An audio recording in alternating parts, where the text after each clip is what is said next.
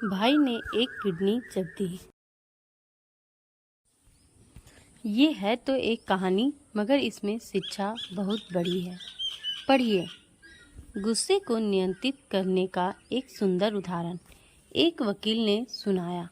हुआ एक हृदय स्पर्शी किस्सा। मैं अपने चैम्बर में बैठा हुआ था। एक आदमी दंदनाता हुआ अंदर घुसा, हाथ में कागजों का बंडल, धूप में काला हुआ चेहरा, बढ़ी हुई दाढ़ी, सफ़ेद कपड़े जिनमें पैचों के पास मिट्टी लगी थी। उसने कहा, उसके पूरे फ्लैट पर स्टे लगाना है। बताइए क्या क्या कागज़ और चाहिए, क्या लगेगा खर्चा। मैंने उन्हें बैठने को कहा। रघु, पानी दे इधर। मैंने आवाज़ लगाई। वो कुर्सी पर बैठे। उनके सारे कागजात मैंने देखे, उनसे सारी जानकारी ली। आधा पौना घंटा गुजर गया। मैं इन कागजों को देख कर लेता हूँ। आपकी केस पर विचार करेंगे। आप ऐसा कीजिए बाबा, शनिवार को मिलिए मुझसे। 4 दिन बाद वो फिर से आए। वैसे ही कपड़े, बहुत डेस्परेट लग रहे थे, अपने भाई पर गुस्सा थे बहुत। मैंने उन्हें बैठने को कहा। वो बैठे। ऑफिस में अजीब सी खामोशी गूंज रही थी। मैंने बात की शुरुआत की। बाबा, मैंने आपके सारे पेपर्स देख लिए। आप दोनों भाई, एक बहन, माँ बाप बचपन में ही गुजर गए। आप 9वीं पास, छोटा भाई इंजीनियर। आपने कहा कि छोटे भाई की पढ़ाई के लिए आपने स्कूल छोड़ा, लोगों के खेतों में दिहाड़ी पर काम किया। कभी अंग भर कपड़ा और पेट भर खाना आपको मिला नहीं, पर भाई की पढ़ाई के लिए पैसा कम नहीं होने दिया। एक बार खेलते खेलते भाई पर किसी बैल ने सींग घुसा दिए। लहूलुहान हो गया आपका भाई। फिर आप उसे कंधे पर उठाकर 5 किलोमीटर दूर अस्पताल ले गए। सही देखा जाए तो आपकी उम्र भी नहीं थी ये समझने की, पर भाई में जान बसी थी आपकी। माँ बाप के बाद मैं ही इनका माँ बाप, ये भावना थी आपके मन में।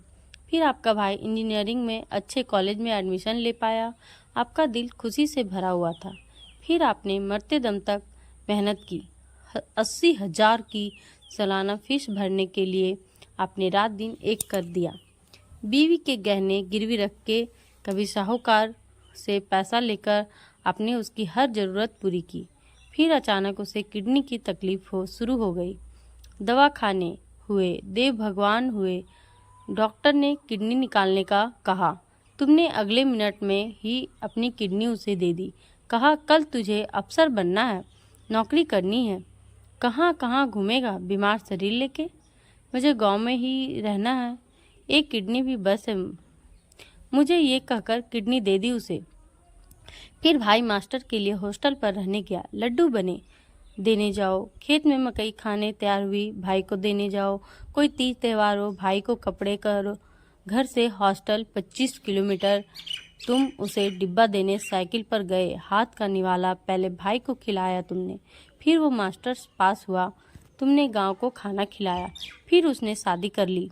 तुम सिर्फ समय पर वहाँ गए, उसी के कॉलेज की लड़की को, जो दिखने में एकदम सुंदर थी। भाई को नौकरी लगी। 3 साल पहले उसकी शादी हुई। अब तुम्हारा बोझ हल्का होने वाला था, पर किसी की नज़र लग गई आपके इस प्यार को। शादी के बाद भाई ने आना बंद कर दिया। पूछा तो कहता है, मैंने बीवी को वचन दिया है, घर पैसा देता नहीं। पूछा तो कहता है, कर्जा सिर पे है, पिछले साल शहर में फ्लैट खरीदा, पैसे कहाँ से आए। पूछा तो कहता है, कर्ज लिया है मैंने। मना किया तो कहता है, भाई तुझे कुछ नहीं मालूम, तू नीरा गवार ही रह गया। अब तुम्हारा भाई चाहता है गांव की आधी खेती बेचकर उसे पैसा दे दे। इतना कह के मैं रुका। रघु ने लाई चाय की प्याली, मैंने मुंह से लगाई। तुम चाहते हो भाई ने जो मांगा वो उसे ना दे कर उसके ही फ्लैट पर स्टे लगाया जाए, क्या यही चाहते हो तुम। वो तुरंत बोला, हाँ। मैंने कहा, हम स्टे ले सकते, भाई की प्रॉपर्टी में हिस्सा भी मांग सकते हैं, पर तुमने उसके लिए जो खून पसीना एक किया वो नहीं मिलेगा। तुमने दी हुई किडनी वापस नहीं मिलेगी। तुमने उसके लिए जो जिंदगी खर्च की वो भी वापस नहीं मिलेगी। मुझे लगता है इन सब चीज़ों के सामने उस फ्लैट की कीमत शून्य है। भाई की नीयत फिर गई, वो अपने रास्ते चला गया। अब तुम भी उसी कृतघ्न सड़क पर मत जाना। वो भिखारी निकला? तुम दिलदार थे। दिलदार ही करने की बजाय बच्चों को पढ़ाओ लिखाओ। पढ़ाई करके तुम्हारा भाई बिगड़ गया, इसका मतलब बच्चे भी ऐसा करेंगे? ये तो नहीं होता। वो मेरे मुंह को ताकने लगा, उठ के खड़ा हुआ, सब कागजात उठाए और आंखें पोंछते हुए कहा, चलता हूँ वकील साहब। उसकी रुलाई फूट रही और वो दिख न जाए ऐसी कोशिश कर रहा था। इस बात को अरसा गुजर गया। कल वो अचानक मेरे ऑफिस में आया। कलमों में सफेदी झांक रही थी। उसके साथ में एक नौजवान था, हाथ में थैली। मैंने कहा, बाबा बैठो। उसने कहा, बैठने नहीं आया वकील साहब, मिठाई खिलाने आया हूँ। ये मेरा बेटा बेंगलोर रहता है, कल आया गांव, अब 3 मंजिला मकान बना लिया है। वहाँ थोड़ी थोड़ी करके 10-12 एकड़ खेती खरीद ली। अब मैं उसके चेहरे से टपकते हुए खुशी को महसूस कर रहा था। वकील साहब, आपने मुझे कहा कोर्ट कचहरी के चक्कर में मत लगो। गांव में सब लोग मुझे भाई के खिलाफ उकसा रहे थे। मैंने उनकी नाव से लगाया और भाई के पीछे अपनी जिंदगी बर्बाद नहीं होने दी। कल भाई भी आकर पांव छू के गया है। माफ कर दे मुझे ऐसा कह गया। मेरे हाथ का पेड़ा हाथ में ही रह गया।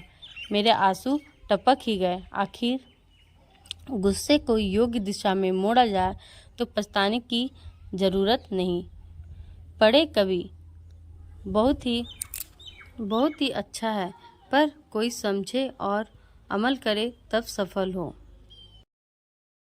कहानी अच्छी लगी तो लाइक, सब्सक्राइब और शेयर करना ना भूलें। थैंक यू, धन्यवाद आपको पूरी वीडियो देखने के लिए।